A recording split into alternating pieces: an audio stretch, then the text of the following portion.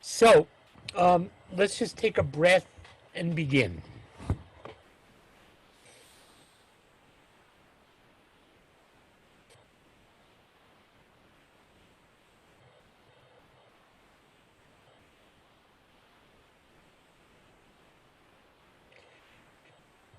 So this class is on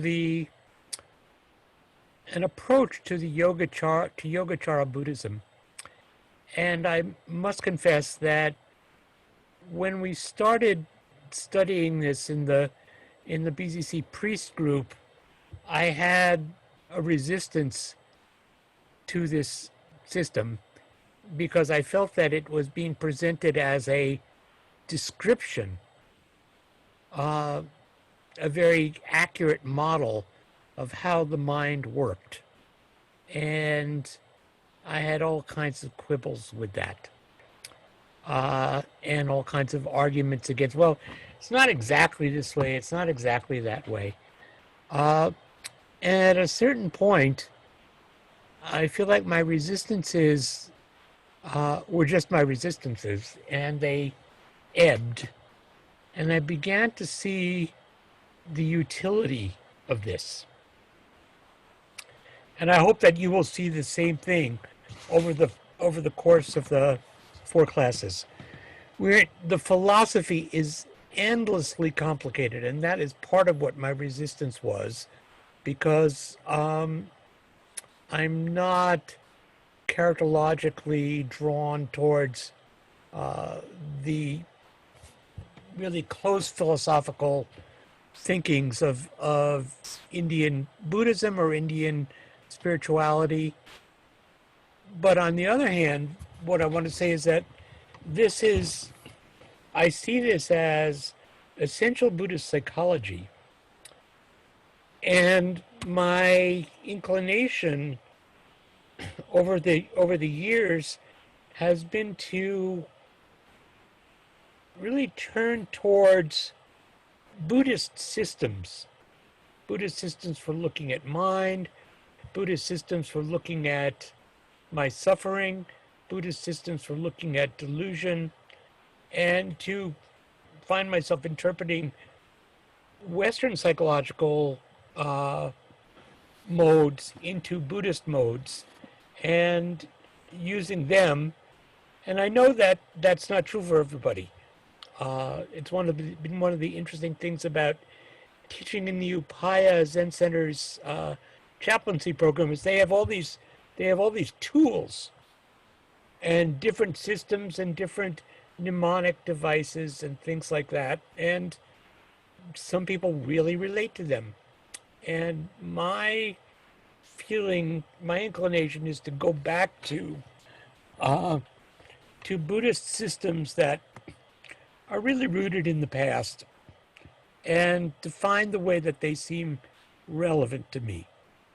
And in time, that's what's really come to me with the Yogacara system.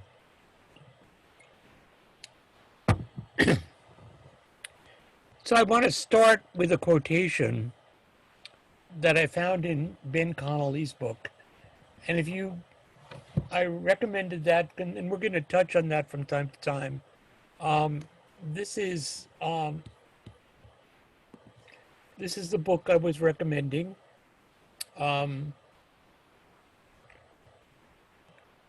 Let's see here. For some reason, when I go to speaker view, I'm seeing Margaret Watkins. Margaret, can you mute yourself? Or are you muted? You are muted. Okay, never mind. Anyway, this is the book, Inside Vasubandhu's Yogacara by Ben Connolly. So here's a quotation in the book. It talks about, it says, when Voramai Kabul Singh, who was the first fully ordained Buddhist nun in modern Thailand, was asked how she kept the 311 bhikkhuni precepts, she said, I only keep one precept. I watch my mind. This is what we do in Zazen. And this is what I'm encouraging you to do in sort of the aggregation of this practice. It's about watching your mind. And that's step one. Step two, I would uh, relate to two uh, two mottos. One I have on the back bumper of my car, and the other I have it on a button that I wear on one of my coats. On the back bumper of my car, I have a bumper sticker that says, "Don't believe everything you think." And I have found that to be essentially universally true. And the stick, the button that I have in my hand that I couldn't find it. It's downstairs someplace. The button says, "I'm not who I think I am." And I find that to be universally true as well. I'm not who I think I am. And the thrust of Yogacara Buddhism is about that, is about the way we think we are someone. We think there's a validity to our views and our perceptions, and we don't see that that is in any discernible way strictly true. And I think this is what Carol Paul was talking about on Saturday in her excellent talk, her talk on Don't Know Mind.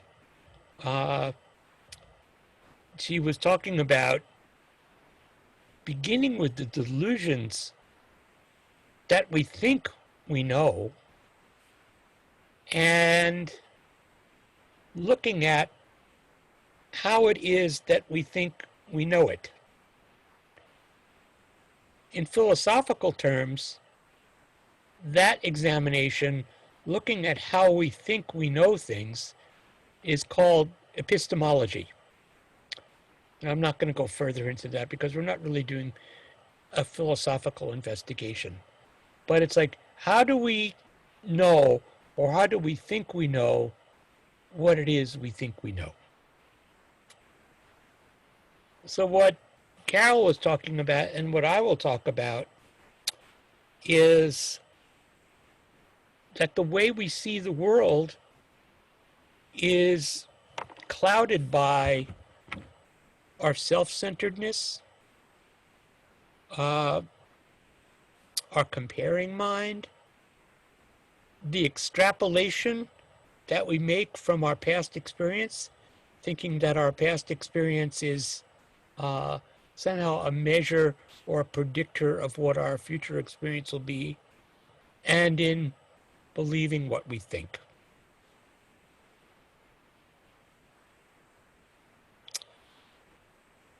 For the last few weeks, Lori and I have been watching a series of YouTube videos, and I will send this out, by the Professor Jay Garfield of Smith College.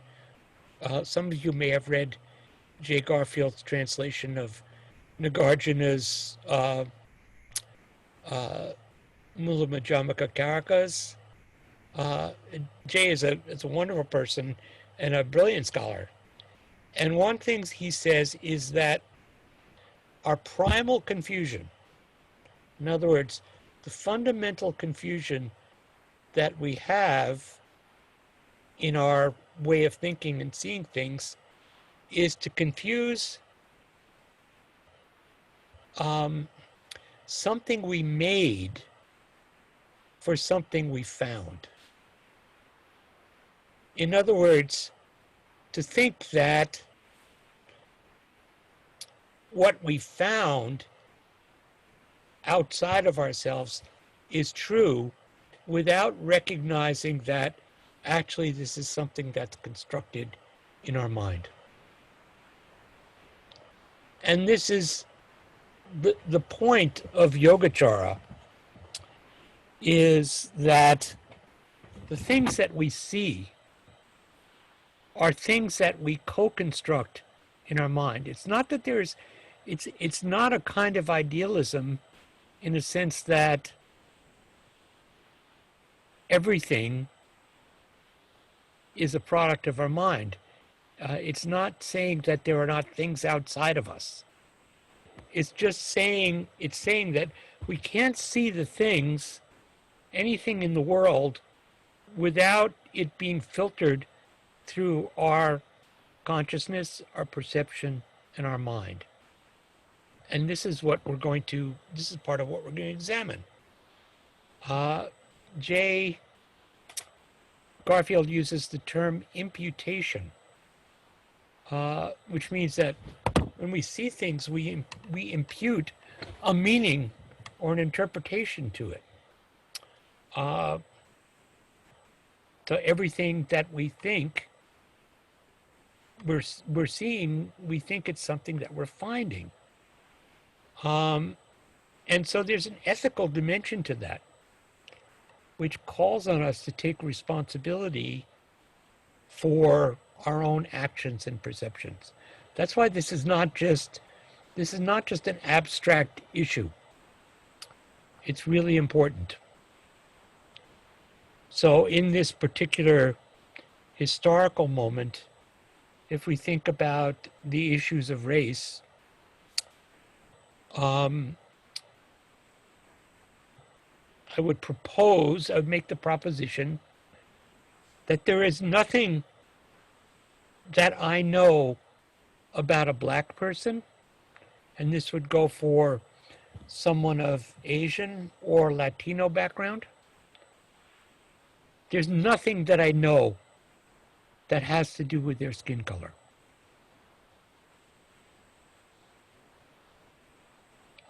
Except that I see their skin color, perhaps. And even that is subjective.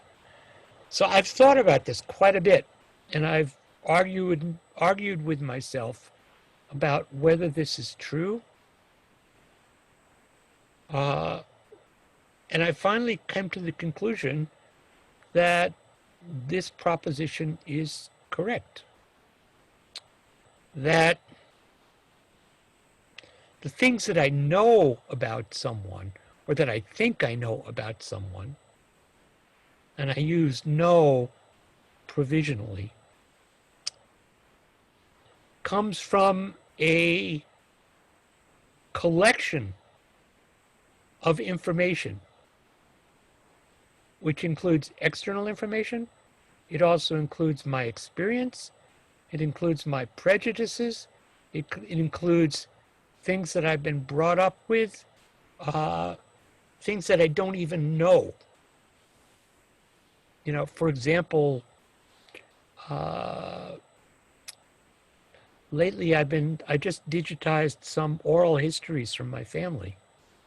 And they were just very quick perceptions and expressions that passed in those interviews that talked about the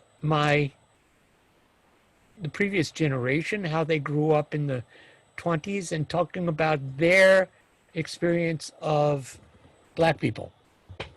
And they made sweeping generalizations that were not particularly positive. That was passed down to me, whether I know it consciously or not. So the things that I think I know about someone are comprised of a variety of sources: external opinions, social opinions, things that were handed down from generations. And the things that I know about a person, like any of you, comes from what you say and what you do. And all of those things are filtered through my senses and my mind. So this is what we will study for the next 4 weeks in the context of looking at what Yogacara Buddhism, or the mind-only school of Buddhism, calls the 8 consciousnesses. How do I see the world? Watching my mind, how do I see things arise? How do they work according to this Buddhist psychological model? And again, I'd remind you that this model is a rough approximation. It's not like a full-scale model of reality. It's a crude map. It's not topologically correct. And it is also, the way we're going to present it, a simplification of the labyrinthine aspects of Yogacara Buddhism, and as it's expressed in all these various texts and manifestations. When I was a boy, what I really liked to do was I would take things apart, machines basically. I would sit down with a pair of pliers and screwdrivers and take these mechanical devices apart, and hopefully sometimes I would try to put them back together so that they worked, which sometimes worked and sometimes didn't work. But what I want to do is take them apart and see how each piece fit together. And I think that this really resembles quite a bit of the Buddhist practice, and it certainly resembles Yogacara. So I want to go into some background about the history of Yogacara, and my goal for the night is to present you with, we're going to break this up into 4 classes, which have to do with 4 realms of consciousness, and I'll explain that in a couple of minutes. And I want to get you to the first level. The first level, which is your sense consciousness. But before I go into history, I want to just stop and see, do you have any questions or comments? You can raise your hand digitally or manually.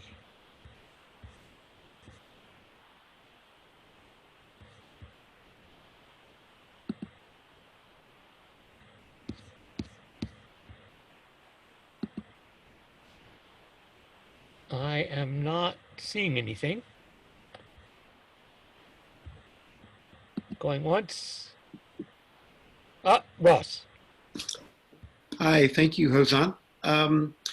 I was thinking of the story attributed to the Buddha, who said, I didn't find a path of practice, I discovered something that was always there. And in thinking in your introductory remarks about Garfield's thinking around this topic of, was it always there, or is it something we discovered? Could you say something about how those two aspects of discovery or presence and ubiquitousness kind of come together? Sure.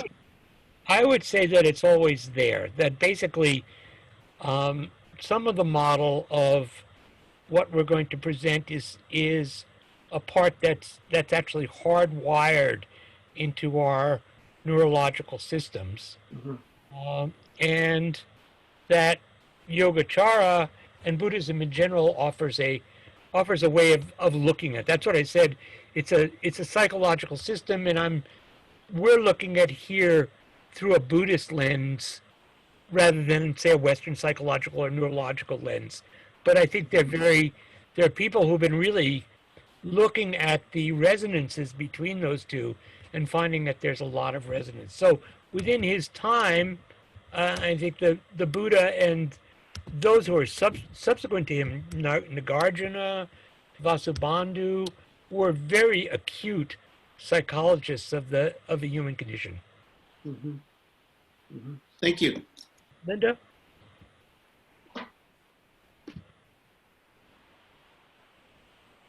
Got on mute. Yeah, got it. Okay. Hi. So I was wondering if we're going to be discussing, I'm sure we will, but just going to ask you to preview it, how we navigate or negotiate between the really understanding the constructed nature of everything and having to act like those things we perceive are actually out there the way we perceive them. Yes, we are going to get to that, and that actually is something that I will throw back at us as a topic for discussion. Because I don't feel that I have the last word on that. I would like to hear what you think as you get some of this under your belts. Okay? Okay. Okay. Bud? Yes, I'm wondering if we know anything about Yogacara practice and how it might differ from our practice. Yogacara practice, I mean, I can get into this a little bit very quickly. Yogacara pretty much died out as an independent school, except that it continues as the Hoso school in Japan, which is a very small school that exists at Kofukuji in Nara. It was part of Nara Buddhism in about the 9th or 8th century, and the temple still exists, and there's still nominally some priests. By the way, it's really interesting. Bob Scharf at Berkeley, who heads the University of California Buddhist Studies Department at Berkeley, is somehow an ordained Hoso priest. So go figure. I, I didn't realize that until I just was studying. I want to go talk to Bob to figure out what that means. But it pretty much died out in Indian Buddhism as a school and as a set of practices. But it lives on, particularly it lives on as one of the aspects of Mahayana Buddhism, and there's a dialogue between Madhyamaka middle way Buddhism and Hoso Buddhism and Yogacara Buddhism, but I don't want to get too far into that. But the practice, Yogacara, and this actually gets to my next part of the presentation.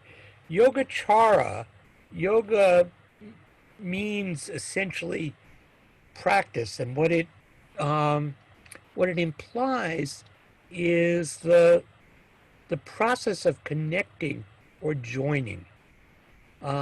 So it's the practice, chara, of connecting or joining, and it involved meditative practices. There's a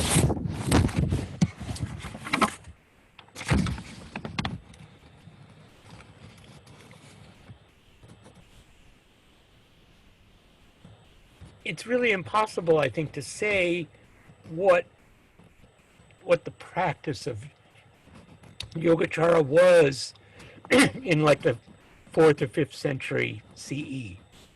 But it's more what its intellectual gift has been to us through Mahayana Buddhism. So I think I'm going to leave it there, Bud. Ben?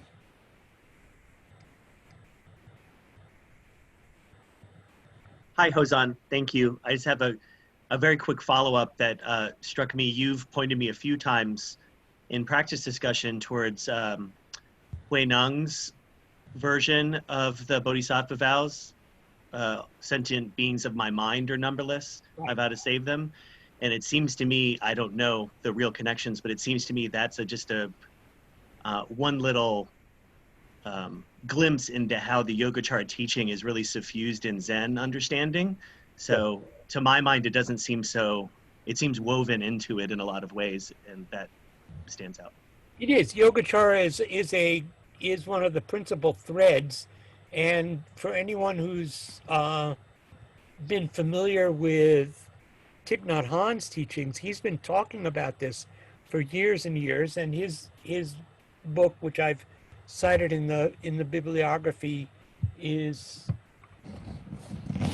what is it called? Is it called Understanding Your Mind? It used to be called Transformation at the Base. I think it's called Understanding the Mind.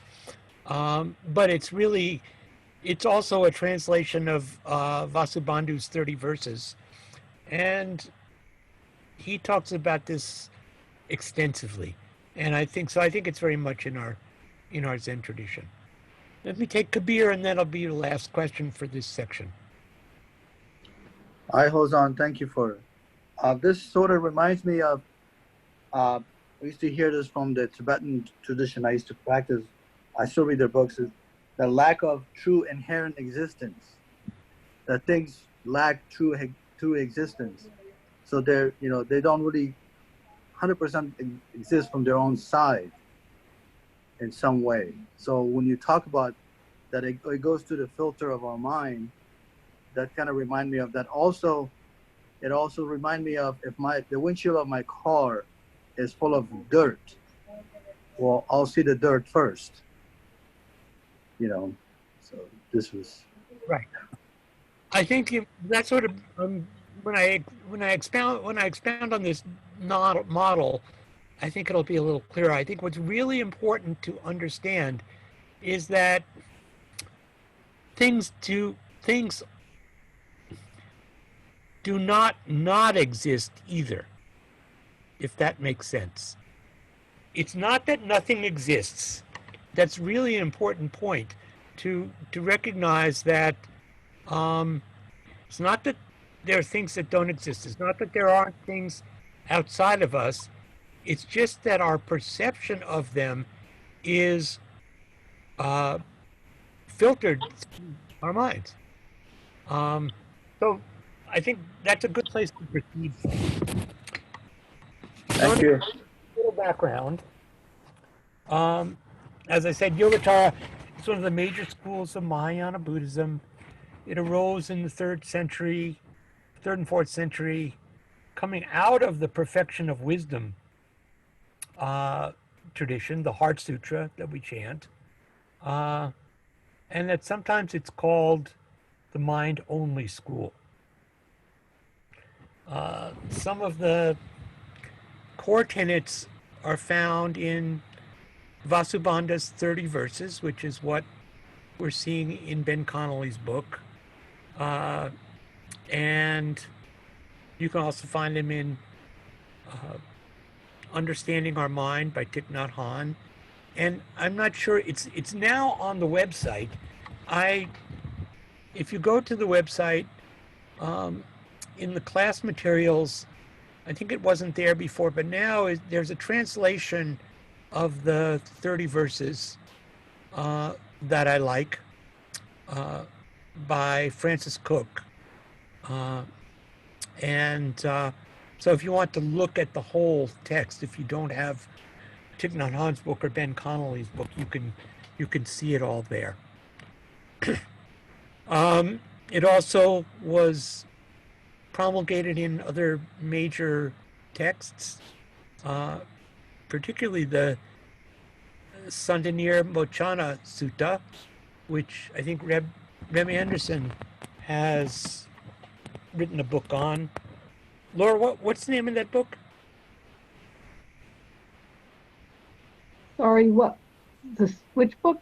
Wisdom of Buddha? Wisdom of the Buddha or something? Wisdom of Buddha? Reb's book on the Sandanir Mochana. Oh, The Third Turning of the Wheel. Third Turning of the Wheel.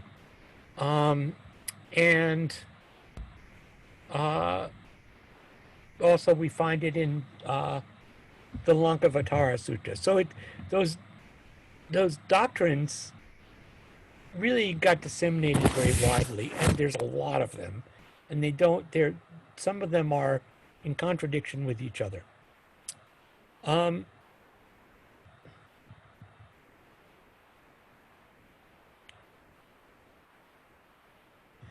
So Yogacara focuses on the processes involved in how we see things, and that's a method to overcome the ignorance that prevents us uh, from liberation. Uh,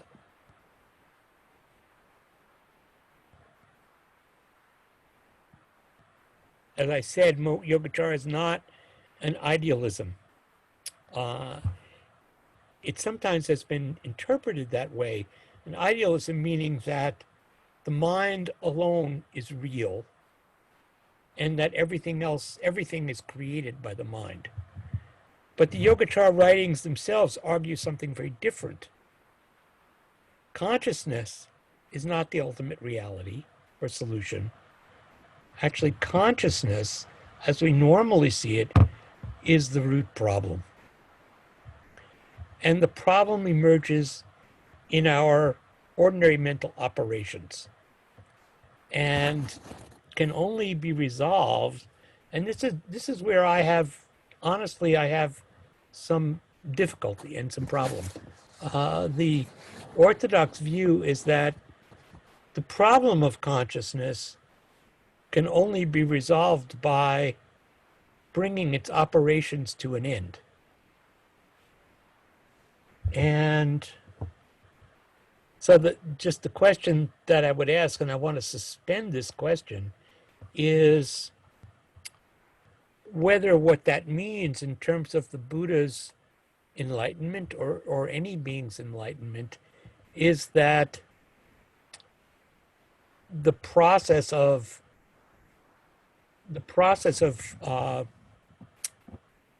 consciousness has to be in some way obliterated.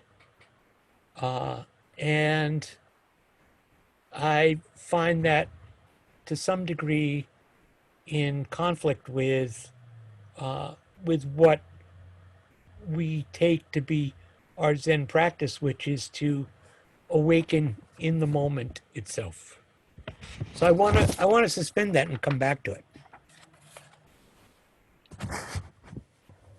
I want to read you something from Frank Cook by way of description.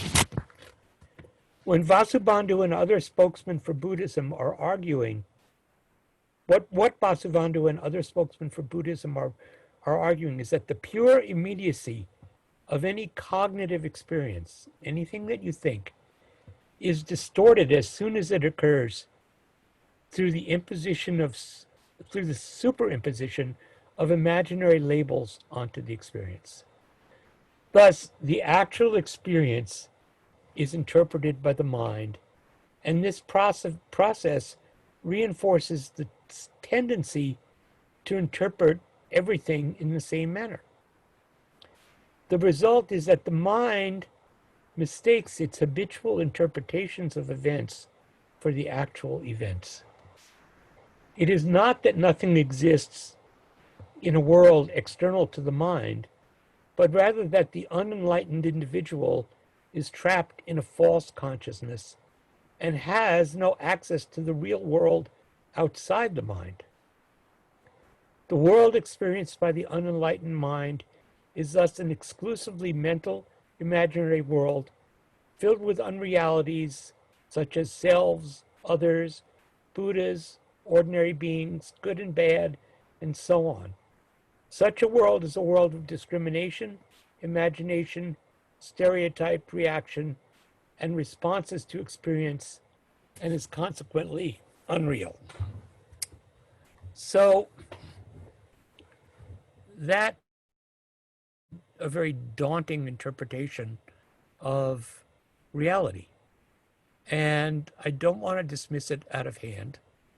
I want to look at how at least the Yogacara system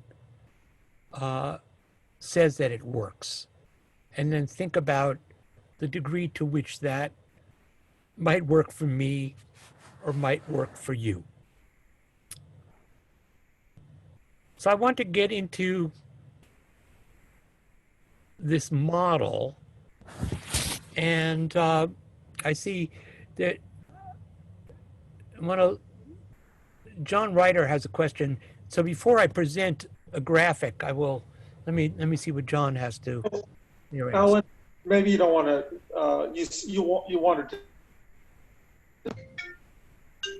Alan, you wanted to suspend this, but I was going to ask which consciousness was to be extinguished.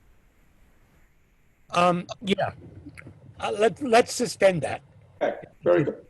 Because we're gonna talk about them. I think, yeah. Okay. So let me give you, let's see if I can screen share here. I'm going to present you with one very simple model of the mind. And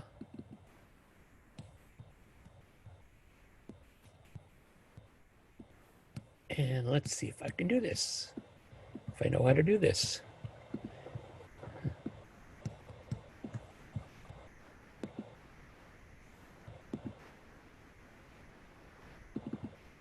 Okay, can you see that? Are you seeing that? Is that a yes? Yes. Yes. Yes. I can hear you. So the way we're going to work, the way Vasubandhu works is he works from the center out. And I'm going to work from the outside in.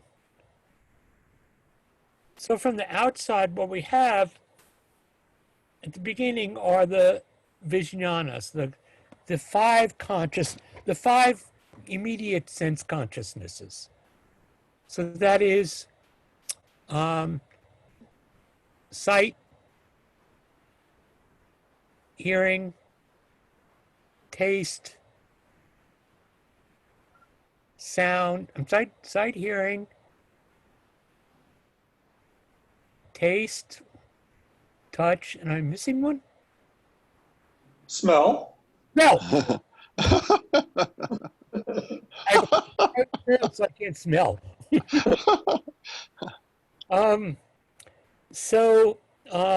Those are the five sense consciousnesses. We're going to break them down and how they work. The next ring in, so that's five sensory. The next ring in is ideation. That is the sixth consciousness, which is mind consciousness. Mind consciousness is what we consider thinking.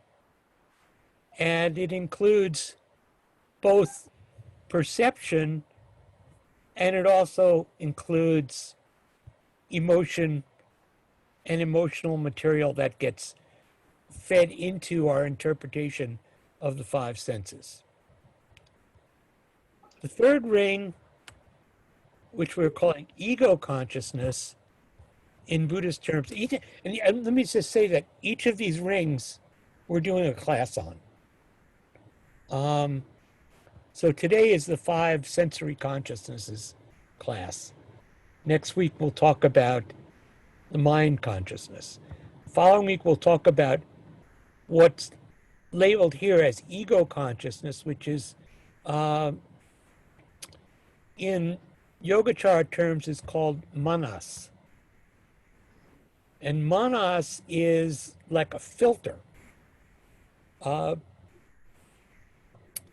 It's a filter between what we think and then the center, which is the seed consciousness, or this often called the storehouse consciousness, which is the alaya vijnana. And you'll get all these in another map that I have. So the alaya vijnana is the place where everything that you have ever experienced exists as a seed. So every experience is stored there in the storehouse consciousness. And when you have a sense experience that is noted by the mind, then what we do is that waters a seed which grows up through manas and becomes an emotional idea, becomes something that we interpret. And manas is the, you could call manas as the,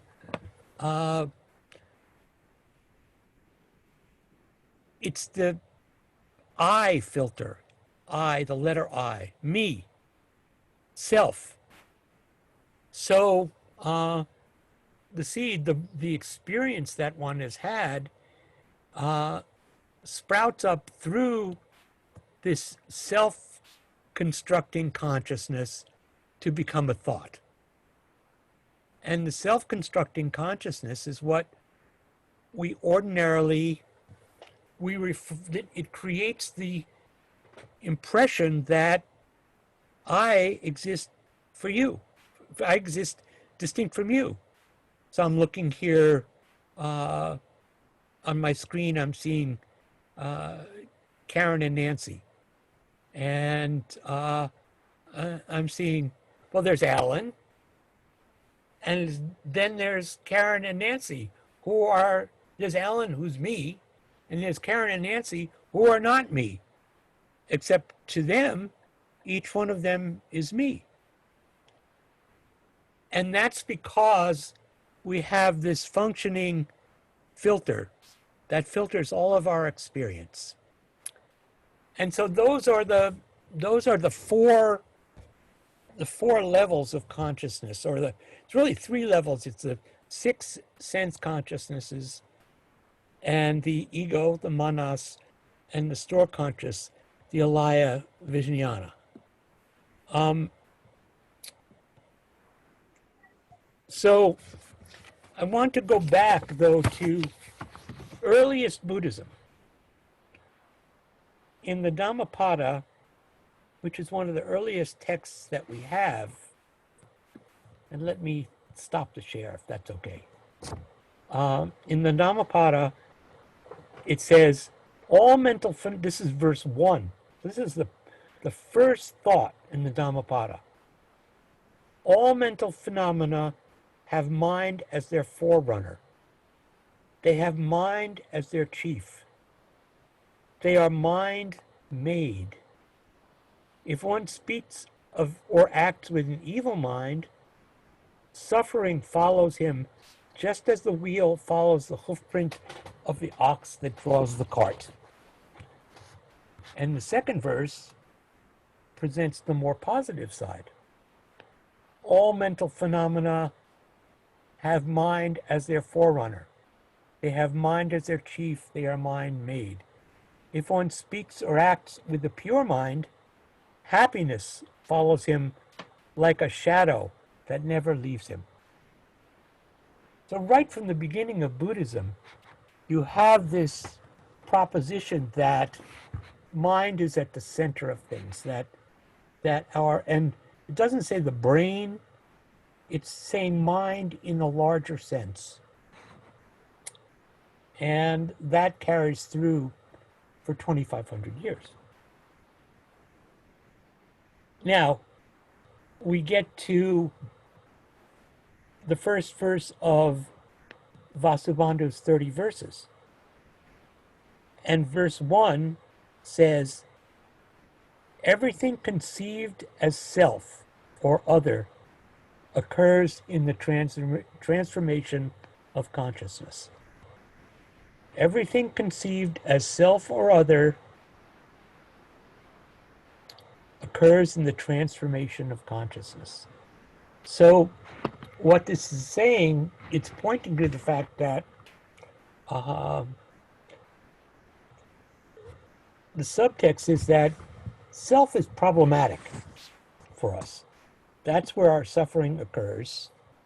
And that the creation of self occurs in the transformation of consciousness. And we will get into that. And then the verse 2 says, the transformation has 3 aspects: the ripening of karma, the consciousness of a self, and the imagery of the 3 selves. Now, just to say, to go back to this screen, this diagram, let me just point out that the ripening of karma happens here in the seed consciousness. The transformation of a self happens here in manas, and the imagery of sense objects happens here in the sensory consciousness and the mind. And so these things are completely connected. And let me give you another chart now, which explains this in somewhat diagrammatic form. Let's see if this is the right one. No.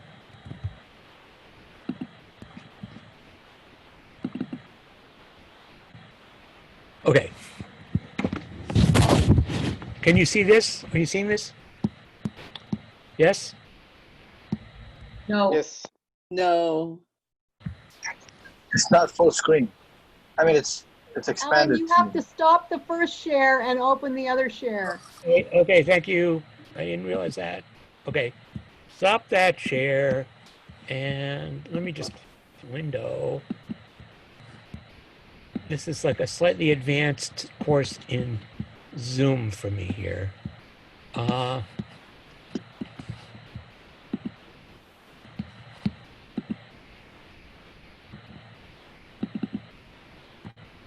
about that? Mm-hmm. Is that working? Yeah. That's good. Yes. Okay. So what you have here on the left are the 5 sense consciousnesses. And they all lead to the mind, which is the mano-vijnana. The mind is influenced.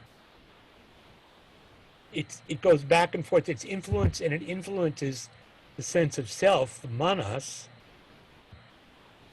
and that is also influencing and influenced by the storehouse consciousness, the alaya.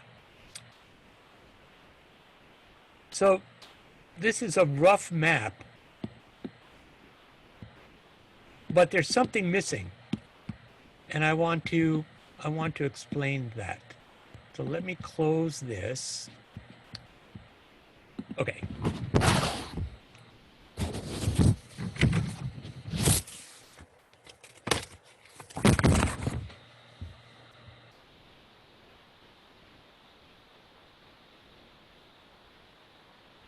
So the way that our senses work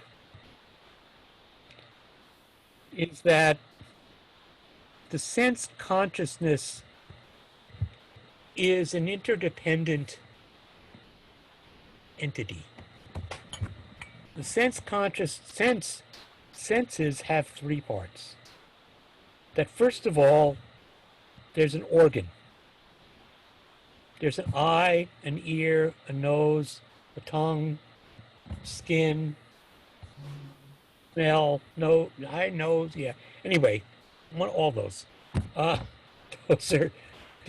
We have 6 organs, and those organs relate to external objects.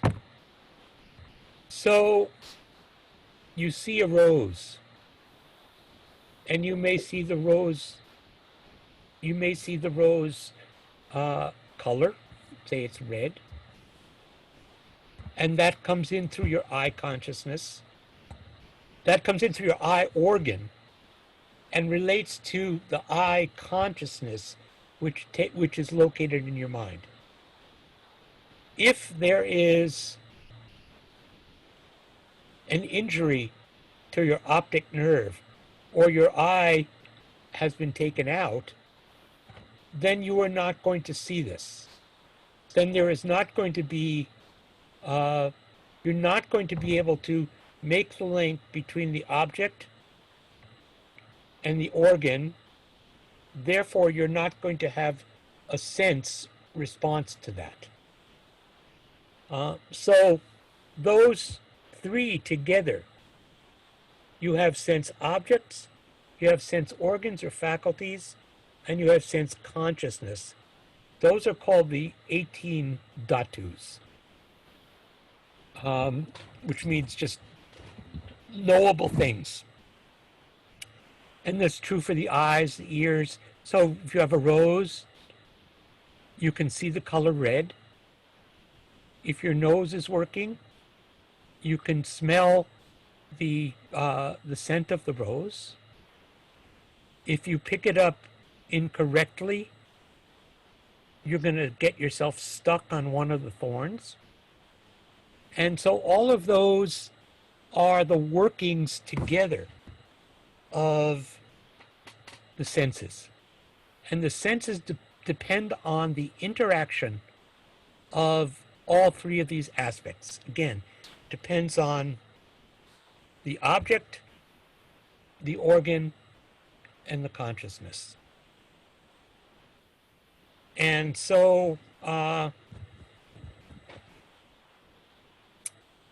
those are the five senses, and the sixth sense is mind consciousness, which is also capable of creating mental objects, thoughts, but it has two functions. One is it's processing the perceptions that are coming into the organs, and the other is, which we will talk about more next week, it's processing it's going back and forth to the alaya by way of the manas, and it's bringing emotional qualities to the perception. So when you smell a rose or you see it, it may trigger certain kinds of memories, perceptions, connections, resonances for you that relate to things that you have encountered in the past. And the rose that you're seeing today itself can produce a seed that is planted in the alaya. You may see it as the most beautiful rose you've ever seen and really remember it forever. Or you may taste an apple and say, I've never tasted an apple that's quite like this, that's quite as sweet, that's quite as fresh, that has quite the same snap and crispness to it. And you'll remember that. All of us remember things like this. You know, I have sense memories that I don't know, I don't pretend that they are accurate, but I have a memory of eating a donut in a donut shop in Jasper, Alberta in the summer of 1962 and thinking, wow, this is the most amazing donut I ever ate. And so that's like almost 60 years ago. And that's still there. The imagined memory, I'm not saying it's a real memory, the imagined memory is accessible to me. And all of us have that, right? We all have things like that. We all have things that we remember from sense information, sense impressions that we have from our childhood, from way back. And that's what is at the heart of Buddhism. The heart of Buddhism is seeing the construction of these sense impressions, seeing the construction of our ideas about the world, and recognizing that they're very mixed, that in some way they may have something that's accurate or accurate for us, but they also may be completely mistaken. We could be imagining them. All of us, I imagine, also have memories that I have memories that I think I did this, but I'm not really sure. And if I don't have independent verification from somebody else, I really don't know. And yet it seems so vivid to me. And the purpose of the Yogacara method is to look at and map these mental functions and to recognize that this is just a provisional view of reality. That the mind does not create the physical world. The physical world is there in some way, but we never see it. Ordinarily, we do not see it in an unmediated way. We see it according to our interpretations. And if we can understand that, that's liberative. And if we don't understand it, then we could be living our life in delusion, thinking that it is reality. We mistake our interpretations for the world itself. And those interpretations are usually a projection of our anxieties and desires, because they're really powerful. Because even if we have a bumper sticker on our car that says, "Don't believe everything you think," we tend to believe it. You know, it's really, it's very compelling. And the path of practice is to remove these obstacles more and more. And the obstacles are the way we are blinded by ourself. To remove them so that we can see the world, I'll say, as it is. And again, I say that provisionally. And that nonetheless, what we're proceeding from here is recognizing that when we look at the methods of the workings of the senses, that we realize that we have a subjective view of the world. That, as Jay Garfield was saying, we think that things that we are making, things that we are constructing in our minds, are things that we are finding in the world. And that, as I said, that has a very broad ethical dimension in terms of how we see the world, how we act in the world, what we think the world's problems are, and we go from there. So I think I want to stop there and leave time for some questions. And when we finish, which will be in not so many minutes, just to say next week we'll go on to the workings of the mind of manovijnana, mind consciousness, and how it combines both our sensory or perceptive capacities with our interpretive or emotional capacities. It melds them in a very interesting, creative way. So I see, if you've raised your hand and you've had your question answered, please lower it afterwards. The only fresh hand I see right now is Ben. Thank you, Hozan. I was thinking a bit, you're just describing the sense consciousnesses and those three pieces, the object, the organ, and then the consciousness in the mind. And I guess my question is, does the operating of the sense consciousnesses themselves create and sustain karma? There's a line in the Cook that you gave us that says the habit energy of various actions. So that would be maybe more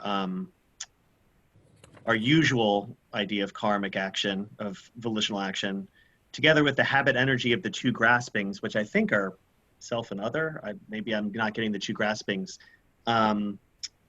In the Cook, it's called retribution, what I thought was pretty interesting. When prior retribution is exhausted, subsequently produces other retribution. So I guess my question is, or my thought is, the very act of sort of thinking we're finding what we create, even in the perception of an object and the projection of that object as outside, that's part of the habitual training that our mind goes through that blinds us to reality. Is that correct? Yes, but it's not in the sense. It's in the sense consciousness. And we will see this, we'll see this tomorrow, next week, because it's all of the wholesome and unwholesome dharmas come to bear, they come to fruition in mind consciousness, but not in the pure, not in the, I mean, one of the things, at least one of the interpreters says, is that the consciousness, the sense and organ is about as close as we get to receiving a view of reality, even though it may not be accurate. Your eyes may not be 20/20, they may be blurry, or your hearing may be impaired, but that is not yet filtered through mind. It's when we filter it through mind that it becomes karmic. And I just feel like I had this. I just had a strong sense of this weekend before last when we sat the half-day sesshin, and I hadn't sat a significant amount of zazen in quite a while, and we were sitting like 6 periods of zazen. And I went outside after 5 periods, and it's like everything was really immediate and bright and luminous. And the sense operation was pretty raw at that moment. It was catching me before I was interpreting. And then, of course, I made up a story about it. But we all have these moments. It's not so rare, but the interpretive mechanism kicks in so quickly. Thank you, Hozan. Thank you. Gary. Bob, does this sound okay? That's really loud, really loud. Thank you. Too loud? It's still too loud? Yeah, it is. Okay, I'll talk really soft. That's a little better. I just wanted to say something about, in some ways it seems like we're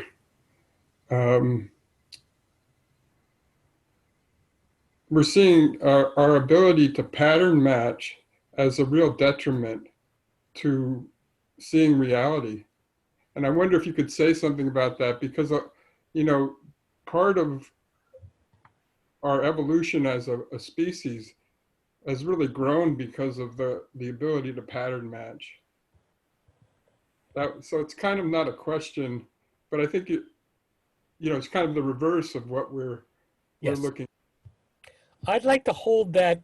I'd like to hold that for a little later in the series, because it's really related to questions that I have. I'm not. Sometimes I feel like there's an idealization of doing away with conceptual thought. And I think that this is one of the things that I really love about Dogen is that he actually valorizes thinking.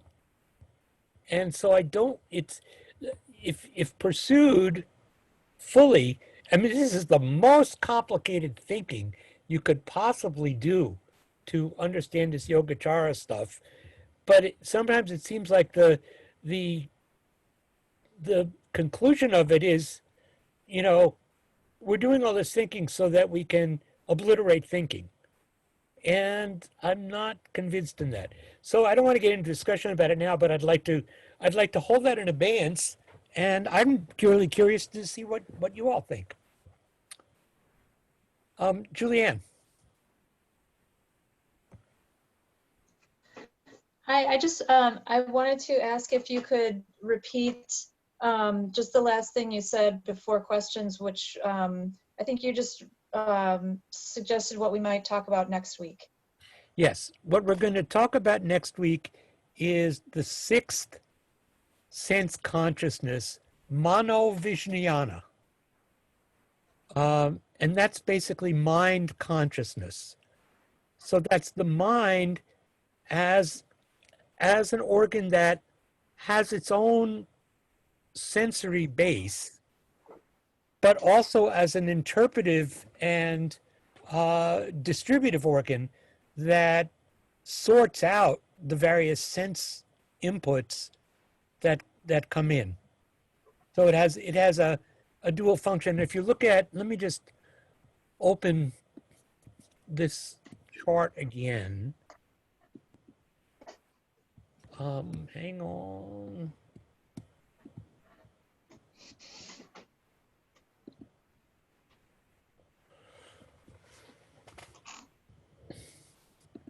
Is that showing? No. Is it screen sharing or no? No. No. No, okay. Let's see here. Is it now? Yeah. Yes. Yes. So you see the blue section? Do people see that? Yes. Okay, that's all mind. And so what I put up here is this is mind functions. And it overlaps, it has a sense function here in the Venn diagram in the pink section, but it's intimately connected with manas, the self-making function, and alaya vijnana, the store consciousness. So that's what we're going to be talking about next week. Okay, Christian, and then Nabir, and then we have to stop. Thank you. Can you hear me? Yeah. Okay. So referring back to the Dhammapada, so then we may invite good luck by clear consciousness. Not happiness, good. Happiness follows the doer of good deeds, verse 2. Suffering follows the evildoer, right. Verse 1. Now, is this also gaining mind? No. Or an invitation to continue to do Zazen? What I would say is that the Eightfold Path, includes Zazen, but is not, I think some of the Zen teachers would say Zazen includes the whole Eightfold Path. But what I would say is that the Eightfold Path is a way to live. And Zazen is an element of one's way to live, but it also is, the Eightfold Path is a complete map to how you function in the world, in relationship to yourself, and in relation to people. So karma is created by thoughts, words, and actions. And in order to have a positive outcome, a wholesome life, one acts in a positive way. And if one acts in a negative way in one's relationships to oneself and others, then there are negative karma consequences. But I don't think it boils down just to Zazen. No, but Zazen helps you have clear thoughts and get rid of the I think Zazen harmful thoughts. has two aspects to it. One, it helps you settle your mind, and two is it is essentially non-karmic activity. You are not creating karma, which is basically a good thing when you are sitting Zazen. Sojin has said this many times. Karmic Zazen is, if you're sort of coursing in Zazen, it is it's beyond karma. Anyway, let's not get hung up on it, but that's my understanding. And Kabir, you'll have the last word. Thank you, Hozan. One question that I can't really answer when my kids ask me, what's the difference between the brain and the mind? I mean, I have a sense and I have a faith that they're sort of different, but that's the question I have struggled with. Well, I think that, we know where the brain is located. Yes. We don't know where the mind is located. It's certainly located, the brain is part of the mind, but almost all spiritual traditions locate mind, it's more widely distributed in your body. And so, your body has its own wisdom that is not identical with this kind of oatmeal consistency stuff that's up here in your head. And I think that's really important.